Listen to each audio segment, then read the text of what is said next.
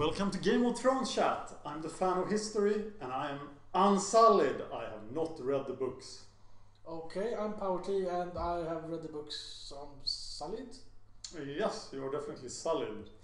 We will spoil everything from the first 4 seasons of Game of Thrones. So if you haven't seen them yet, go watch them. Why are you watching us when you can watch Game of Thrones? Exactly, but if you have watched Game of Thrones, then you should watch us. Yes. And let's talk about the episode. We'll start out somewhere. Let's start out at the wall, or even north of the wall. Yeah, Jon Snow, the Lone Ranger. Yeah, walking into the camp of the wildlings, trying to do something. He doesn't seem to have much of a plan. He wanted to kill Mance Rayder, right? Yeah, but that's not really a plan, that's just an intent. Yeah. His plan is even less. I mean, he even left his sword back at base. And his wolf. Yeah. He's wolf also, so maybe I'm not sure if he really goes there to just kill him. Maybe he's actually going there to talk with him, and that's what he ends up doing, talking to him. You get the nudging feeling that he's going north, so we can see what happens north. Yeah, of the wall. Yeah, almost. That's almost. In the books, he's actually invited, I believe, to because Mance Rayder has stuff he wants to talk to him about, like surrender now or else, basically. Yes. But and then they started drinking to the dead people. Where the hell are the 100,000 wildlings? This is a small camp. Yeah.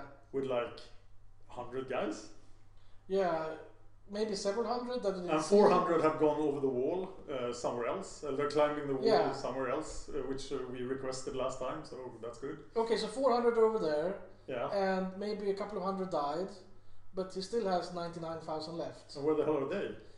Well, there's this forest that's burnt down last episode. Yeah, but there's some forest. Supposedly the wildlings are inside this forest, but it's way too small to hold 100,000 people. Yes. So it doesn't really work. Was he lying? When Stannis comes riding, if Stannis comes riding and the wildlings just give up. Yeah. If the wildlings are 100,000, how many people does Stannis have? Who are those guys on horses? Yeah, we don't know yet. Supposedly they are hired mercenaries.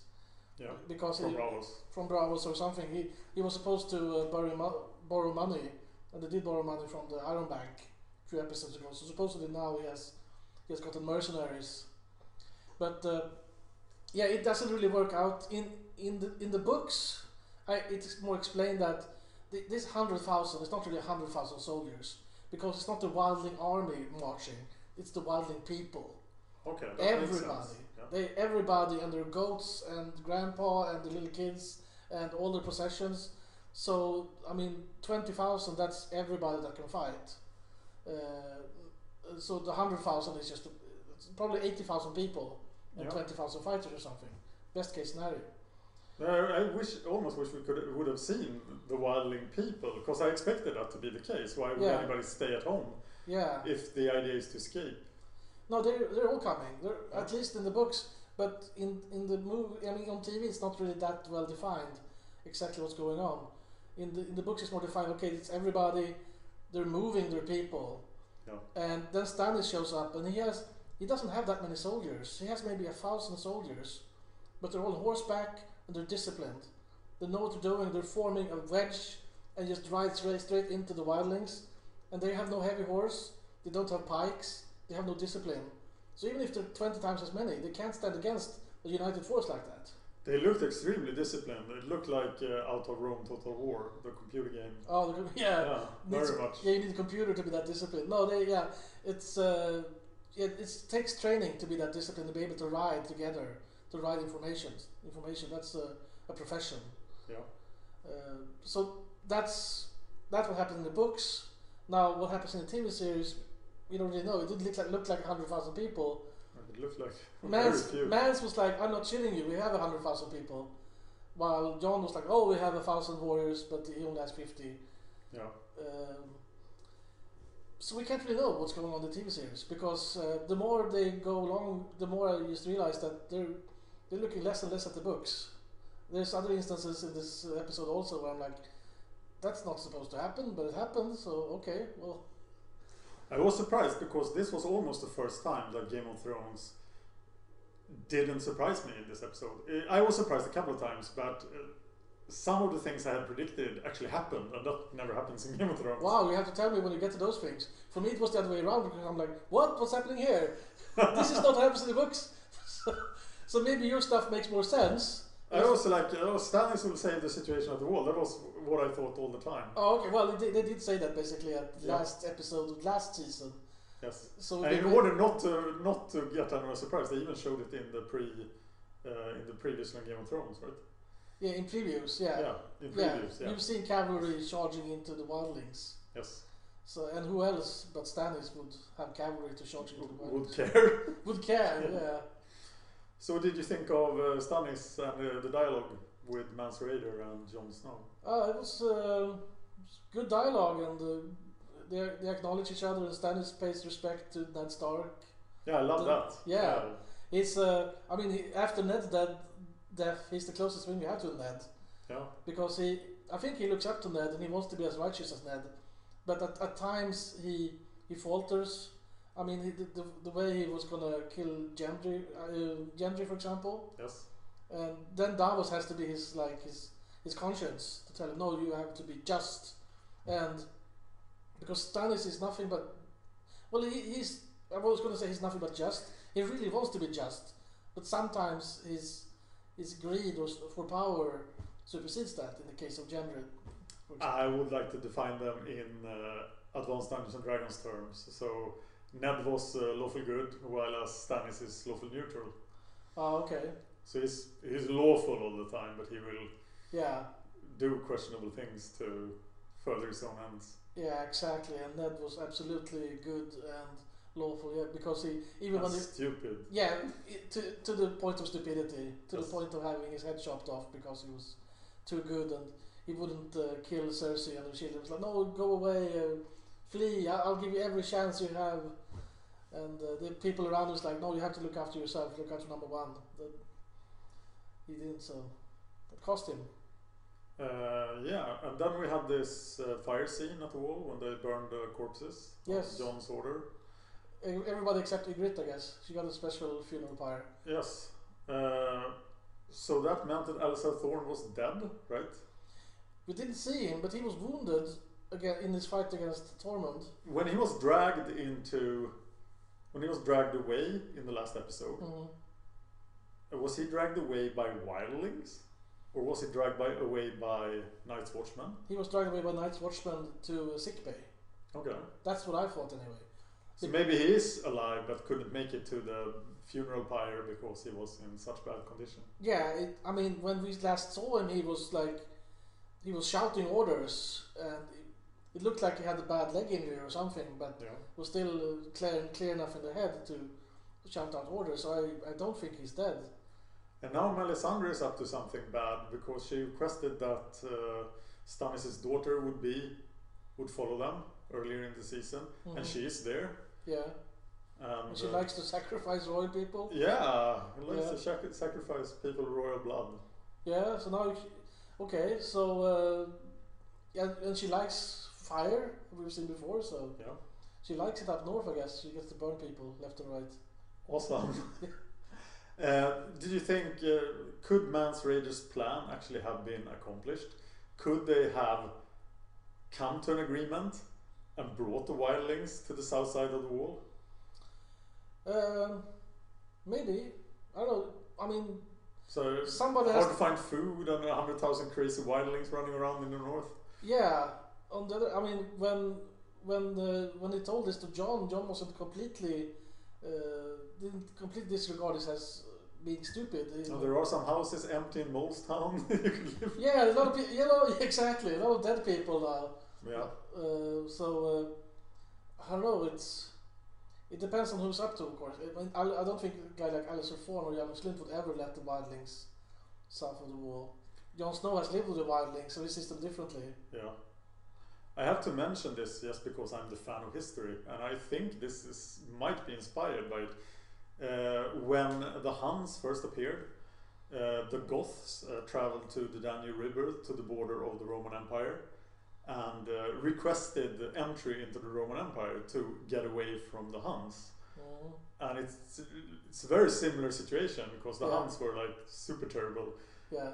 And the Romans tried to handle it by letting them in, but it all went south from there. So but it's sort of a very similar situation. Oh, so if George R. R. Martin that has read his history, I think he reads a lot of history. Yeah, he does read a lot of history. So then he will let them in then, and then everything will go bad because of that, or that's. Or the Romans did let them in. Yeah, the Romans did let them in, and it went. It did go bad, mostly because of corrupt lower Roman officials that exploited the situation. Yeah. Until the point where the Goths got really mad, and led to the Battle of Adrianople. This is the 4th century AD. But now we have, but Stannis is running the show though. Yes. So they have to convince Stannis, and he is the one in power, so he can do whatever he wants right now. But man the wall seems to be a good idea. Yeah, he seems to have the manpower to do it now anyway. Poor mercenaries. You're going to the North Pole. Yeah. You will man this gigantic wall against these ghosts. And now their watch begins. Yeah, I didn't sign up for this. Exactly. Too bad. Alright, next thing on the list is Cersei. Yeah, let's move on to Cersei. And what we see here is that the mountain is apparently not dead. No, he's not. He's poisoned. He's poisoned. And he was stabbed gruesomely also, but they say now the poison seems to be the worst thing. Or, I'm not sure. He was just lying there like a big slob of meat, so... He looks really big. Yeah. And the Grand Meister Pycelle says that he's gone, he's dead, basically. But the not Meister, Qyburn, he says that, I can save him. And Qyburn is this guy that came with Jaime. Yeah. From Harrenhal. Yeah, he took care of his stump there. Yes. At Harrenhal, and then he came with him, yeah. And he was very interested in weird things. He got some sort of laboratory. Yeah, and on the way. He was kicked out of the whole Meister order because he was doing experiments. Jaime's like, you little boys, and he's like, no, not that, other stuff. So vivisection. Necromancy. Maybe necromancy. Yeah, we don't know what's going on with all these instruments, and he's like pouring blood out of him. Is it like for a sample, or is it just leeching him? Like there's some people who do use leeches in Westeros, like Roose Bolton, for example. He has himself leeched sometimes. Yeah. And it was a common thing back in the day. Today we know that leeching doesn't really do that much, but so we don't know if he's leeching him or just taking a sample, or if he's actually trying to empty him of blood. But what would you use instead of blood then? I don't know. Replace it with something. Replace it with wine. Yeah, he'll have so much blood alcohol in his wine. Yeah, I don't know. Yeah, he looked like almost like Frankenstein or something. Dr. Frankenstein or something. Working on this guy. So, we'll see what happens with that. But Cersei seems to be in full rebellion. What's going on? Cersei seems to not care anymore. Just like, let them find out about us. She even tells her father that she's been doing her brother. Yeah. Just recklessly. Seems very desperate or not caring at all. Yeah. Well, she doesn't want to go off to Castle Rock or Highgarden, and so I don't know. I'm not sure exactly where this came from.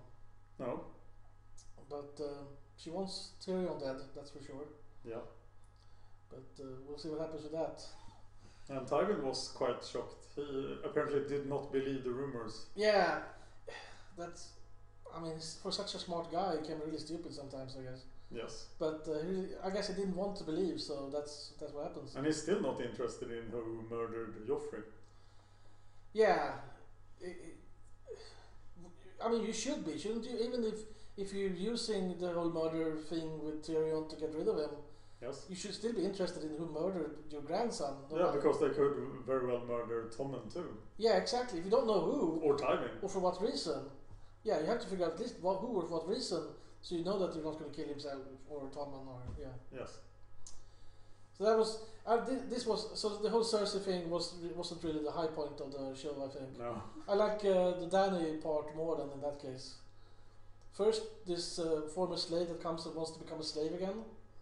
Yeah, that was interesting. So is it like she has abandoned slavery and the whole economic system is just shattered, and she hasn't really replaced it with anything else, has she? No, she has just abandoned slavery, and then you have a slave-based economy, and Without slaves. yes, And then this guy like, oh, I want to be a slave again. I want to be a slave. It's like, but I can understand him wanting to be a slave because he had a better life before than now, because he was like a house slave, so to say. I mean, yes, he was an educated slave, probably better paid than many of the non-slave people, the free people actually, like the goat herders and so on. But couldn't he, in a way, what I felt what I felt when I watched the scene was okay. So maybe it makes sense then for some people. She made a very good stipulation of a 1 year. You can only sign for 1 year.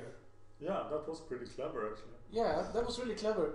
But even more clever would have been to say, why can't you just have a contract? Like, why can't they hire you to be their teacher? Yeah, Why can't they have paid you a monthly wage instead of having to buy you and sell you? It doesn't really make sense there. no, But it doesn't. But if you only know slavery, if that's all you know, it's hard to. Surely they must have some sort of wage-based labor as well. Exactly. So then they should have thought of that.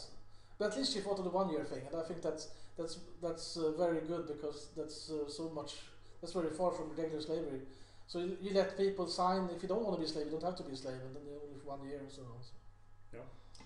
So I think that was smart, but and then this guy comes along. And first you think, okay, so he wants money for his burnt up sheep, or did you think that or not? I thought it was something similar based on what we had seen before. Yeah, at least if you read the books, there's like a bunch of people like, oh, pay me for my sheep. And it's like, yeah. Oh, what about you? You want more money? You want money for your sheep? Go ahead. And he's like, no. And then he shows the skeleton. It's like, that's not a sheep skull. That's a human skull.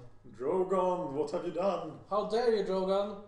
So then she punishes the other dragons. Yeah, because they were like, oh, we are nice dragons. Oh, what's this nice cave? Oh, what the hell are you doing? Oh, food. We should have listened to Drogon. Exactly. So she should have captured Drogon as well, but he's out flying somewhere. So. Yeah, he's not going to be captured. But when she put on those collars, did you think at all of the Norse god Tyr when he puts the collar on the Fenris wolf? No, I didn't. I thought about my own dog, actually. Yeah, Fenris dog, Fenris wolf, your dog. Yeah. Same old. Same size. Yeah, you remember that he has his the Fenris dog. He feels the collar just as it's going on, and he chops his mouth shut over his arm. Yes. So that's why he loses his arm. But she didn't lose her arm, at least. No. But the culprit is still around. Drogon is flying free, but hey, you are not my real mother. Yes, and her power base is screwed.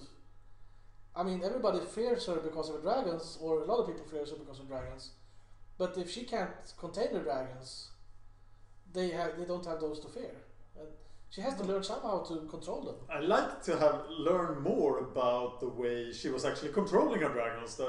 Her daily her interaction with the dragons, because we have seen that before a lot, but this season they've just been flying around, and like she's been a very bad mother. She said, "No, mother is working. Go fly around and burn sheep." Maybe she has had too much other work to do, too many other people to. Typical parent excuse, isn't it? Too much work. Too much work. Go do whatever you want. Because she was, remember back in like season 2, she was teaching them to not breathe fire until she told them Dracarys, and then they would breathe fire. Yes. And so she was trying to train them into stuff like that, but then she got so much more responsibility when she took over Astapor and Meereen and Yunkai, and she has all the Unsullied to think about, and all these slaves following her. So. And wasn't it weird with the dragon's size? Because when we saw Drogon earlier this season, he was like a jet fighter airplane. He looked huge, and now his siblings are pretty much the size they were in season 3. Yeah, they are smaller, but the size, they looked really big when they were tossing around was it like cows they were tossing around, or was it sheep? when they gave them some food to go into that the cave. Yeah. The size. But it still didn't look much bigger than she when they walked. Of course, their wings were folded, but well, their necks was like they were pretty thick, like this or something. So she had problem lifting the collar. Makes you also think, will the collar really hold? We'll see how long it holds. But the dragons will grow bigger also, but they only grow as big as they can. Apparently. Yeah, they grow as big as they can. That's what someone said. Was it Jorah who said that? So Jorah, that they keep growing unless there's something to stop them from growing. Oh, interesting. So if there's something stopping them, then those dragons will stop growing, but Drogon will just keep growing and growing. Of course, she doesn't have access to any of her family, but and she was very small when she left King's Landing. But I assume there was like a Targaryen way of handling dragons. Yeah, there must have been some kind of. Maybe Maester Aemon knows. Maybe he knows. Maybe he knows. Maybe there's some other people who knows. Maybe it's some kind of warging, like when Bran jumps into people. Maybe they can warg something, or maybe it's some kind of magic that we have. Maybe Melisandre can help with some kind of blood magic to, I don't know. But because they were all riding on the dragons during the conquest of Westeros. Yeah, so maybe it's that she needs to ride the dragons. That way she will connect with them. And how big was the biggest one? Oh, it's like a B-52 or something. It felt much bigger when you saw the skull. It looked like.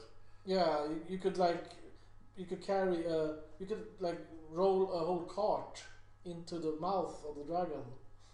Ooh. So you could swallow a horse whole. Several horse, would kill an elephant in no time flat. We'll just laugh at the mammoths. And so they grow much bigger than Drogon is now, even though we don't know exactly how big Drogon is. But so he's big. Maybe he's as big as a fighter plane, but the biggest ones are bigger than bombers even. Yep. So they get pretty big. And now they're locked away in the cellar. Yes, another guy who's pretty big is Hodor. Hodor is pretty big. Yes, and Bran is getting bigger, and now they're at the tree. Yeah, beautiful shot of the tree. Yeah. And a beautiful little plain there that they had to walk over to get to the children of the forest or something, or the children of the forest. Is that the name of the episode? The Children is the name of the episode. The Children, yeah. And I expected this scene when I first saw I accidentally looked at the titles of the episodes at the beginning of the season. I was like, no. I was very sorry I saw the title of this episode. Did you also expect them to fight like Tim from... I didn't actually expect them to look like children for some reason.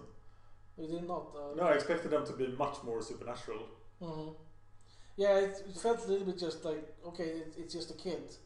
The kids throwing fireballs at skeletons. Am I watching Game of Thrones?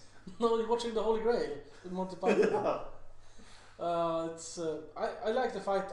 It's really cool when he walks into Hodor. Yes. But where did the skeletons come from? They were buried beneath the snow. Why? Just waiting for them to pass by. I guess that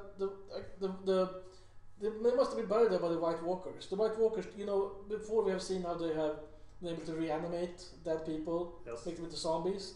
But these were more like skeletons, so they must have been dead a really long time. Yeah.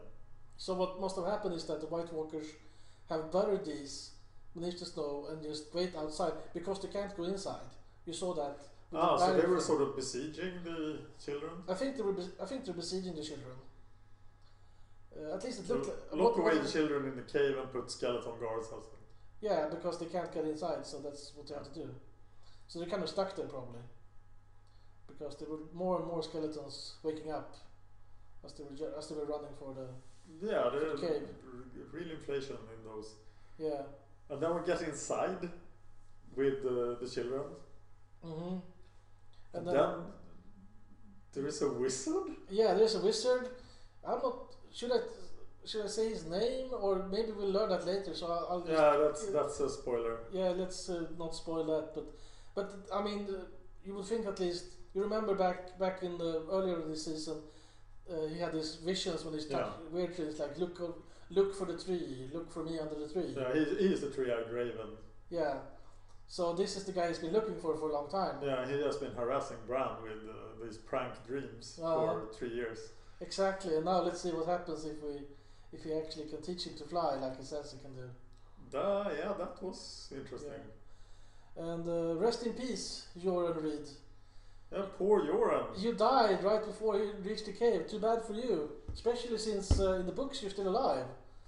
And if he then knew he was going to die with the green sight, yeah, why didn't he warn them? So I'm gonna die here. There's gonna be a lot of skeletons. Be ready. No, just walk ahead. Yeah, but in the books he has green sight. He knows he's gonna die, and he's like, "Oh, I'm gonna die in the cave." So he knows that, but there it makes sense. But on TV, so if he knows he's gonna get stabbed by those monsters, he should have told them, like you said, like watch out for the skeletons. Unless his green seeing is just that he has read the books. And in the books, in the books, hey, I'm safe. I should survive until book 4. Yes. So I'm not solid. I'm a green seer. I have read the books. Oh, nice one. Yeah. I'm not sure what else to say about that. Like with the scene with the White Walkers earlier this season, I felt like, no, this is regular fantasy. This is not Game of Thrones. Oh, the scene where they have this kid and they when we see the White Walkers. Yeah, that's from like book 7 or 8 or something. I don't know. It's not from the books anyway. Yeah. And they this whole thing with the fact that the walkers are doing this, it's still just speculation. Yeah. In the books. But now we know. But now the TV series is spoiling the books. Yeah, that's reverse spoilage. Yeah, watch out for spoilers. Yeah, so book theories are getting killed by things happening in the show. And people are getting killed in the show that live in the TV series, live in the books. And sometimes the other way around, but mostly the killing of people earlier in the TV show. Yeah. Well, I'm scared for this Bran storyline for next season. It's pretty spooky. Yeah, but I'm scared that it will be like regular fantasy compared to Game of Thrones. Oh, okay, I see. Yeah. Well, let's talk about what I like to call the Beauty and the Beast then. This. Yes. Let's talk about that. The Hound and Brienne. Yeah. And Brienne is able to figure out that she is Arya because Podrick says that he's the Hound, and they heard from Hot Pie, I think, that she might be traveling with the Hound. Yes. Otherwise, it would have been impossible to figure out that she was Arya. Yeah. First, I was like, how did she figure out? Oh, wait, she heard the Hound. Oh, okay. Yeah, and I love the interaction there. And she was carrying a Lannister sword, and yeah, it's like, well, I do carry. Yeah, it's like got me, but the Hound, like, then the Hound just they start fighting, and yeah, and I was like, well, Brienne is gonna kick his ass. She's obviously a better swordsman. We know that from the earlier power rankings in the series that she beat Laura, so Laura's beat the Mountain, the Mountain beat the Hound, pretty much. The Laura's beat the Mountain jousting. Oh, of course, not but yeah, it's not true. But then as well, he's sick, right? He has this infected wound. He has been marching for a long while. But he's still on a horse, and she's been walking all day because their horses were stolen. That's true. Although Podrick was carrying the bags, but she was. I mean, in the later scene, you saw Arya on a horse, so we have to assume that the Hound had a horse also. Yeah, they stole their horses, didn't they? I don't know. They didn't have the horses last episode. Arya and the Hound did. No, I felt like they stole Brienne and Pod's horses right now. They found their horses and took them. That's my impression. So they steal their horses. So they're going in opposite directions. Arya and the Hound steal their horses, and then they go in opposite directions, and then they run into each other. I gotta work on this theory. Yeah. Yeah, that doesn't work for me. But I fully expected Brienne to win. I fully expected her to lose. Whoa. But the power rate. Okay, this is it's official now. The power ratings in the books is not the same as the power ratings on TV. No, because Brienne has been pretty badass. Yeah. By the way, this fight doesn't happen in the books. Oh, okay. This is a big bonus fight. Yeah. Actually, but now you're making me worried about Brienne. Yeah. Okay. Let's not talk what happens. But what we There can is say another fight in the book, right? There's- And yeah, there's- the Hound is still wounded in Yeah. a similar manner. exactly. Well, in the books, the Hound is wounded in the fight, the big bar fight that we had earlier this season. Okay. So the bar fight happens later, and he's wounded in the bar fight, Yeah. and he's dying. So that the Arya leaves him to die after the bar fight. So he doesn't get to fight Brienne actually. Okay. But I like the fight. The fight was really good, Yeah, it was. It was awesome. and and you can't say anything that she beat him. She beat him because first she had a drop on him, Yeah. so she beat her with the sword, and then they both lost their swords. Then she actually beat him in a fist fight as Yes. well. So she's stronger than him, I guess. Better fighter. She did have Valyrian steel, and he didn't. But in the fist fight, he didn't carry Valyrian steel, No. and that was even more shocking that she was able to win that thing. Yeah, she took a punch like a real Like a slugger. Brienne. Yeah. Yeah. Metal fist, like. Yeah, face. yeah. I She would have something to teach Auburn. Oh yeah, Not absolutely. taking punches. Absolutely, and I think that they acted, especially she acted really good. She acted really well in that scene. Like she just when she's punching him and like screaming at the same time, and it's like in boxing you like they breathe out every time they punch, and she was like breathing out every time she punched him, but she was screaming instead of just. Yeah. So the punch was really really well choreographed. It was like a dance. It's so big bonus fight for me. Yay! So what was Arya thinking there? She was like she didn't trust them, so she hid.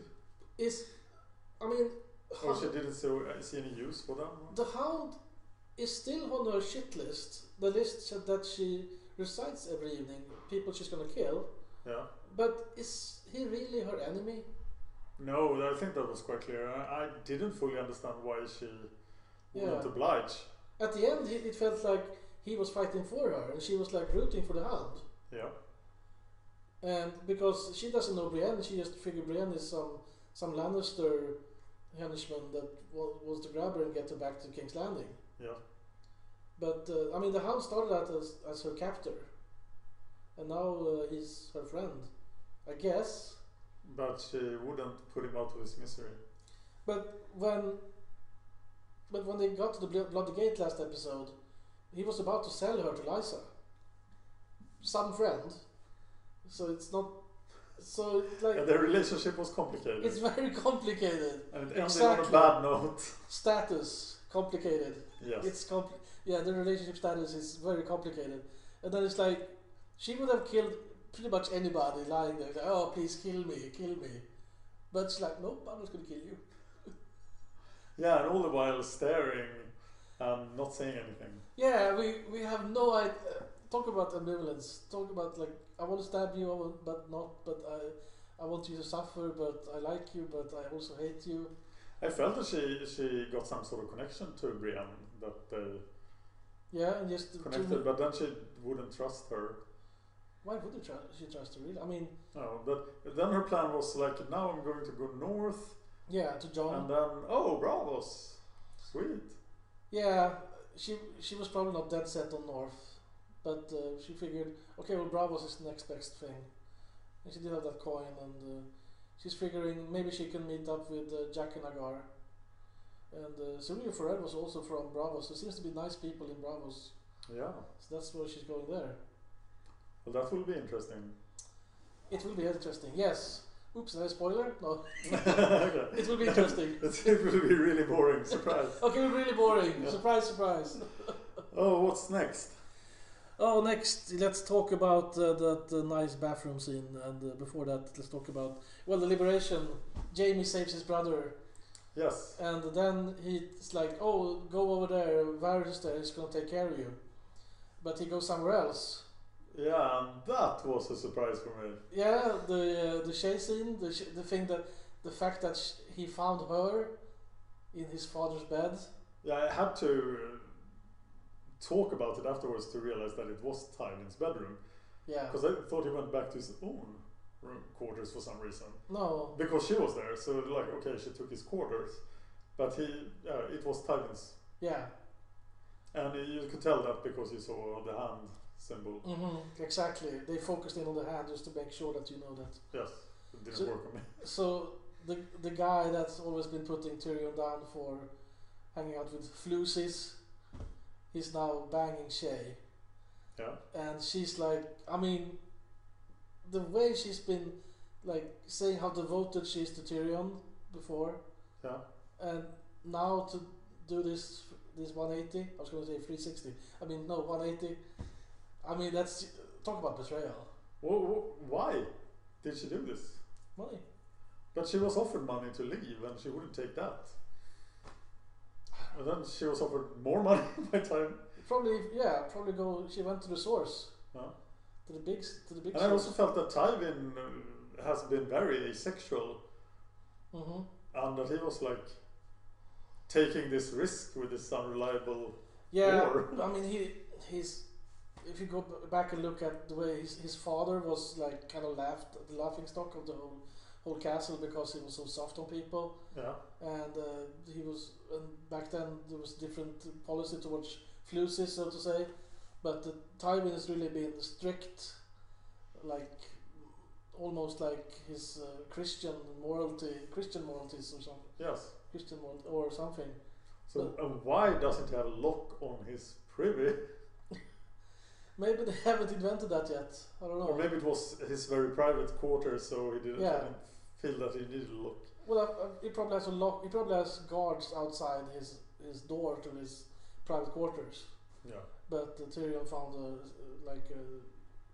this back door. And it was never really revealed why Tyrion knew of these passages. Yes, that doesn't make sense. He just randomly, secret door. I can tell you what happened in the books. In the books, he goes to Varys. Jaime and him, they talk Jaime liberates him, and then they talk. Yeah. And they actually, for some reason, they get into a scuffle. They're angry at each other, and they say some things. And a very important thing is revealed that I think they just skipped because they felt it wasn't important. But I will say at the very end of this episode, I will come with something that might be a tiny spoiler. I don't think it's a spoiler, but there's a fact revealed that I've been wondering about for some time, and I think they just skipped it. But I'm going to say at the end, so we'll talk about that at the end. We'll give you ample warning before we do. But then anyway, he goes to Varys, and Varys like, okay, follow me, yeah. Okay, so and then Varys goes like, okay, this is the way out, and by the way, this is the way up to the Hands office where you lived before. Funny, huh? And then Tyrion is like, oh, my father is up here. Yeah, Varys like, yeah, but don't go there. Okay, so you could think that Tyrion knew of this passage because he had lived in the Hands office. No, my point is that Varys is going out of his way to tell him that's your daddy's office. Don't go there. Don't go there. Don't go there. Reverse psychology. Don't go there. Yes. And of course Tyrion's like, no, I have to go there. So he goes up there and does some stuff. And so it seems that Varys wanted this to happen, but in the TV show it seems like he didn't want this to happen because once he hears all the bells ringing, it gets on the ship. Yeah, that was surprising. So it looks like he's fleeing King's Landing because he figures the shit. And he see anything outside of King's Landing, everything he has is there. He wants to protect the realm. He has his network of spies. Maybe he can control that from somewhere else. But yeah, I was surprised that Varys got on the boat. But he does have connections in other places. Yes. Otherwise, how could he have people send him a wizard in a box? True. We have to talk about Dark Tyrion here. Dark Tyrion. Yeah. Dark Tyrion. Tyrion goes. Yeah. Tyrion goes dark. He goes really dark. Oh, I mean. And Peter Dinklage just pulls it off again. Yeah. Oh, the strangulation scene there of Shay. It's one thing to kill somebody with a crossbow, but to strangle someone, that's pretty intense. Yes. And killing someone with a crossbow is of course pretty intense also. Were you able to see if Tywin Lannister did in fact shit gold? I think he wouldn't have had the problems with Iron Bank if he did. Good point. He would just need a lot of fiber to solve the problems. So he was not a true Lannister then? No. In that regard. But yeah, great dialogue, great situation with him sitting there. Yeah, and he deserved it.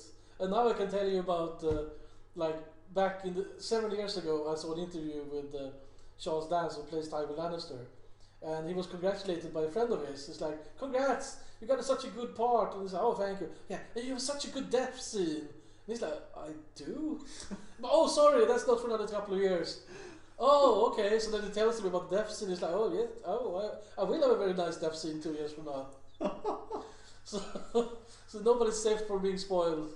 So the House of Lannister is in disarray. Yeah. So now, who is the head of House Lannister? Well, it's Jaime or Cersei. But Jaime can't be, because he's still a Kingsguard. Yeah. And Or is that like the Night's Watch, that he can't have titles and stuff? Or? yeah, that's the way it is. Yeah. But apparently they can retire people. Tywin's been trying to retire Jaime for some time. But if he doesn't retire... Yeah, he can't have any titles.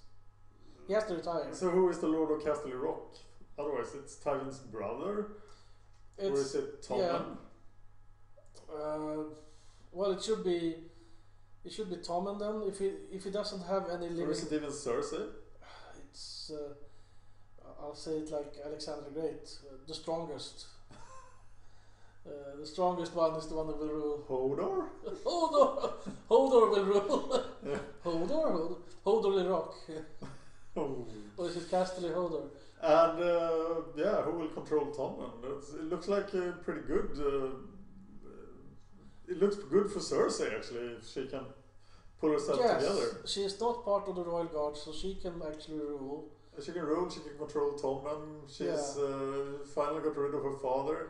She probably doesn't have to marry Loras now. No. And she can decide when or if Tommen marries Margaery. Yeah, and she probably needs the Tyrells. Yeah, she does. On the other hand, she's been saying bad things about them ever since they got to King's Landing. Yeah. But if she wants them to ally, she has to. One of them has to marry somebody. But they're like the only kingdom that would, or except then Ross Bolton's north, which would probably still be an ally. Yeah. But the north is really divergent. I mean, yeah, distracted. Yeah, they have the Northmen coming in, and then I don't think every single Northman is gonna fall on his knees to play fealty to Roose Bolton the first thing he does. Probably not. Yeah, so he has some problems uniting the North, whereas Highgarden is very much united, so it's much more powerful. Also, Highgarden is the Reach is much more powerful than it's the most powerful of all the kingdoms. And we never saw Rickon this season. Speaking of the North. Didn't we see him the whole season? Oh no, he left at the end of last season. Oh, so Usha is also. We didn't see her either. No. Or Shaggy Dog. Shaggy Dog is still about. Yes, we hope so anyway. We haven't seen them.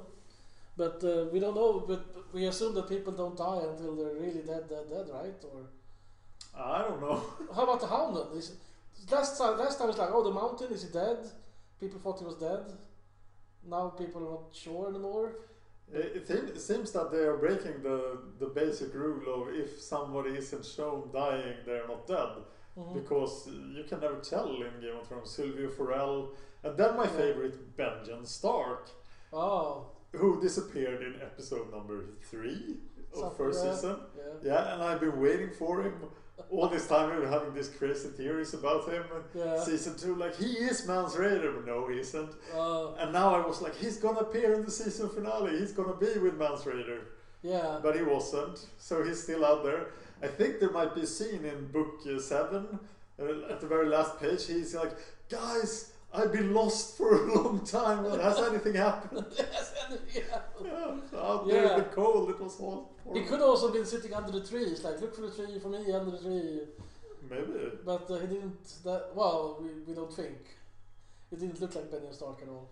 No, he is aged horribly. Yeah, he's completely lost somewhere. He's gone on a tangent. What else was there? What else was there? I wonder what Brienne is going to do now. If she knows Arya is close by, she has to just scavenge. I mean, that's the closest thing she has to a clue. Yes. So she has to just try to find her somehow. But if she's not going to find her if Arya is going across the sea. So her original plan of going to the whale seems decent. Yeah, I know. It's. I mean, if I was Brienne, I would be so pissed that Podrick didn't keep track of Arya. Yeah. You have one job. But her whole plan was pretty bad from the start. Right out at random and try to find people. Actually, being this close to Arya is a success in a way. Yes. At least she knows she's alive. I mean, she's one of very few people in the whole Westeros. I mean, most people think she's dead. Yeah. That's been an assumption ever since the end of season 1, beginning of season 2. That people are okay. Well, we haven't seen Arya in a long time. She's probably dead, and she's been undercover. Yeah. For such a long time. Another thing we didn't see this season was Walder Frey, right? And Edmure. Yeah. We might see them in the first episode. No, I don't think. No, they were in the last episode of last season. Yeah, we haven't seen. So Edmure, yeah, and Great Your Number, and the Blackfish. Yeah, it's a lot of. Was the Blackfish captured or not? We still. No, I think they said that the Blackfish escaped, Mm-hmm. and that he's still at large, but he didn't do anything for the whole season. Yeah. So he was probably caught in this river run curse where everybody runs around for a long time. Oh, exactly. That might be it. We don't know. And the Ironborn didn't do a strong showing this season. Very weak. They have. We never saw Balin.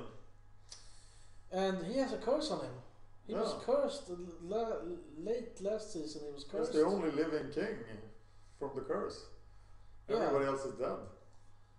Unless he's dead. But why would he die off camera? He must at least die on camera. Yes. Otherwise he's not dead, I say. Or at least somebody must say that he's dead. He must have been under some sort of threat, or we Yeah. must see something bad happen to him before we can assume it. Yeah, he's just gonna choke on a chicken bone, or He's probably sitting there crying over how poorly the Ironborn are doing in combat against Exactly. anyone. I think that let's see if we get a strong showing from the Ironborn next season. Maybe, maybe not. It's there is more material from the Ironborn actually, Okay. a lot more, but it seems to have been either stricken or postponed. There's a lot of characters missing from the Ironborn, right, in the series? Yeah, like the king has a bunch of brothers, Yes. and some of them are actually alive still, but they cut them out also. Yeah.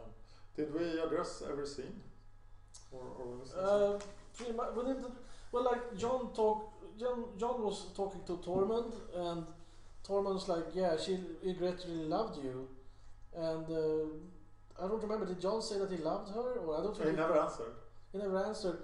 I don't think that John loved Ygritte nearly as much as she loved him. And Could be true.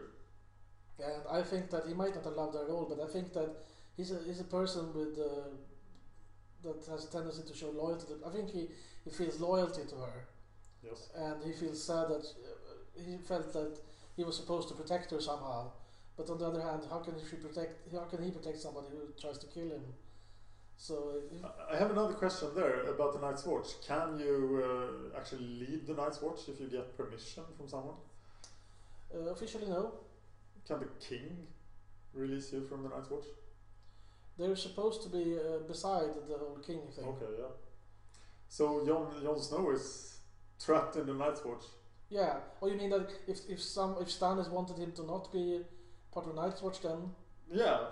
yeah, but Because Stannis now likes him and he needs a Warden of the North, etc. oh, okay. Well, And he's the closest to a Stark that seems to be around. well he's not allowed to, but then again he's running the show, Yes. so the strongest. But the rules say no. So and of course Jon Snow will say no then because he follows the rules, right? Sometimes. Unless it's ordered to not follow the rules by Corin Halfhand. Yes. But no, he's stuck there. He's not allowed to leave, even if the king says so. Yeah, and we still have the White Walker army Mhm. slowly approaching the wall or doing something else, which I Yeah. think would be a better explanation for their long absence. Maybe it's just that winter is coming and so are the walkers, and they're Yeah, around. they need the right weather conditions to Yeah. attack the wall. then they can't approach any faster than winter can approach. And they're looking at the wall and feeling like, oh, that's a rather warm place. We'd rather not go there yet. Exactly. Well, maybe the wall is just so magical that they can't cross it, basically, unless it's not manned or something. All right. But the whole Night's Watch thing, it's supposed to be like, like the French Foreign Legion, or something that people go there and you don't have to worry about what you were before or anything. Yes. And they allow prisoners of war to take the black, but because it's guaranteed that they will never come back. Yeah. And people also flee to the wall because it's guaranteed that no one can touch them there. So, in order to break that, then the whole Night's Watch falls apart. Very true. So he's stuck there. Yeah.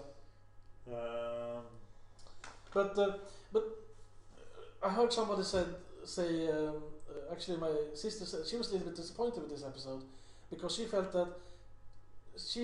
that there would be like, okay, now we're gonna finish stuff.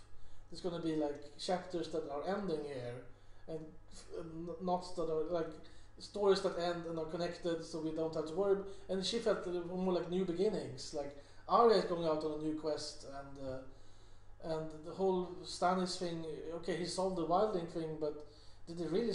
So he's going to kill all the wildlings now, or what's he going to do with them? Okay, they're defeated, but... Did you like the idea to have the Stannis scene in this episode and not put it in episode 9? Because the beginning of this episode could very well have been the end of the last one, which would have made them of equal size, because this was 40 minutes longer than the last one. Then it would have made more sense to have it last episode. Yeah. But I guess they really liked the ending episode with him walking north of the wall. They figured that was a good ending, so that's why they cut it there. Probably. But this is the end of the first 3 books. These four seasons. Yes. Not exactly. They have borrowed some stuff and so on, but pretty much.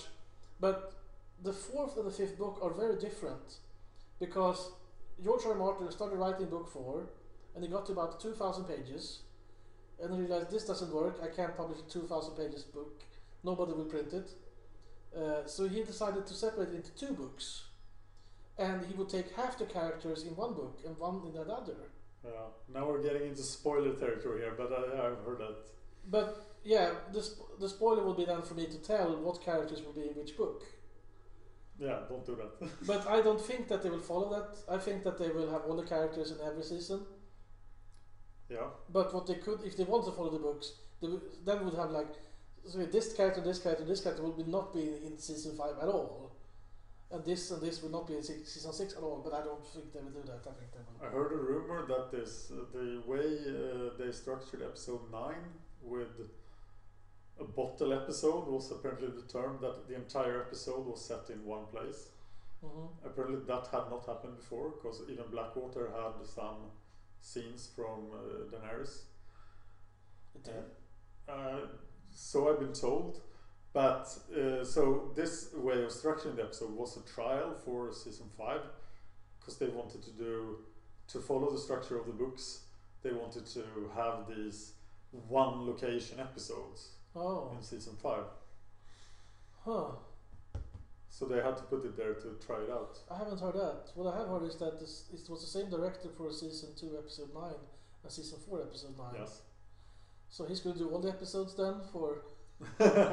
because he's expert. I think he's going to that guy for the battles. Yeah, they should. He's the go-to guy for the battles, absolutely. Yes. Are we going to give the spoiler warning now, or? Okay, let's. So we're going into light spoilers. We're going to talk about things that probably doesn't matter. The things that happen in the books that were not shown this season, but may have been delayed, and probably doesn't matter. But if you're sensitive to spoilers, shut us off now, and we'll see you in 2015. Yeah. Okay, so so from the books, what happens when Jaime and Tyrion is talking down there, when Jaime is liberating him, is that it's revealed who sent the guy with a knife to kill Bran back in season 1. Yeah, which I earlier guessed this season was Cersei, because I blamed everything on Cersei. Of course. And so what because Tyrion figured out that this dagger, Valyrian steel dagger, belonged to the royal armory that was traveling with the king's whole company up north. Yes. And only a handful of people had access to this armory. So he figured out that the guy who actually did this was Joffrey. So Joffrey sent the guy to kill Bran, supposedly because he was tired of the women's wailing and he just wanted the guy to die off already. Oh, okay. So it's a really bad reason. Yeah. I mean, only really Jaime and Cersei had good reasons to kill him off. Where did he find the assassin? I don't know where he found the assassin, but it was probably some random camp follower that, and he gave him a bunch of money because that he could find easily. So I think that they just skipped this because it's so long ago and they figured nobody remember. So that's why I think they skipped it in TV series. Yeah, that's interesting because the Jon Arryn thing finally was revealed this season. Why didn't you reveal this thing? Yeah, that was strange. It would only have taken a minute really to do also. So. And then in the books Tyrion claims to have killed Joffrey as well to Jaime. Yeah, he does. And that's one thing they get angry with each other and start saying things they don't really mean. And I can see why they cut that because they had such great chemistry between Jaime and Tyrion. Yeah, and I don't remember. It didn't really make sense. Maybe it did make sense when I read it, but now in hindsight, he comes to save him, and then they start fighting with words. It doesn't make brothers. They're brothers. Yeah. There was another thing. Was there? Yeah, there was another spoiler, but you didn't like that spoiler as much as the first one. That's true. So let's not mention that. Yeah, I'm not going to mention that. So we're not mentioning that. You'll have to look me up in person. Then maybe I'll tell you. Yes. Anything else we need to talk about? No, I think that's it for today. We might go back and do the earlier seasons. We are still debating about that. Yes. But we'll probably be back next year in some format. Or maybe we'll talk about completely different things that has to do with Game of Thrones. True. We might do a spoiler episodes where we just do spoilers, nothing else. Yeah, I've been looking to find someone to replace me to talk to party because I'm still unsullied, so I will not be reading the books. Yeah, but we might be like two people talking about the books and what will happen in season 4 and season 5, or what we think will happen in season 4 and season 5. I mean, most people don't want to hear about this, but there's always some people who wants to hear about it. So. Yeah. And we'll be moving future episodes of this show to Hard Nerd Cafe on YouTube. And probably iTunes as well if I could get that fixed. But this is the end of the run of Game of Thrones chat on the Fan of History YouTube channel. If there's a special character or a special house or a special place that you want us to talk more about in Game of Thrones, or some on investors or S04, like some house over here. Yeah, exactly. If you want us to talk specifically about that, we can do that also if we get feedback on that, or yeah, so feel free to make requests and we'll see what we can do. Thank you for watching, and thank you, Pauti. Thank you, Fan of History.